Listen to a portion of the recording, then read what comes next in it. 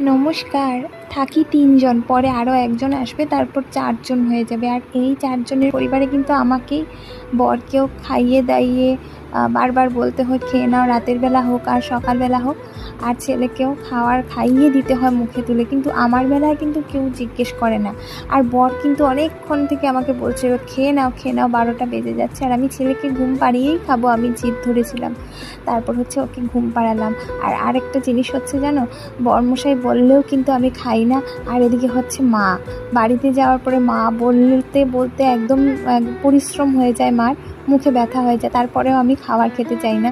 যখন ইচ্ছে হয় তখনই খাই। আর এখন থেকে হচ্ছে আমি না ভাত খেতে একদম পারছি না। আর হচ্ছে যে বরমশাইকে সবসময় বলি না বাইরে থেকে খাবার এনে দাও, আজ একটু বলেছি একটু এনে দেবে গো, আমাকে 2টো পুরি এনে দেবে, তুমি তো মাংস দিয়ে খেতে পারবে, আমি তো ভাতও খেতে পারছি না। তারপর বরমশাই আমাকে আদর করে কিন্তু এনে দিয়েছে।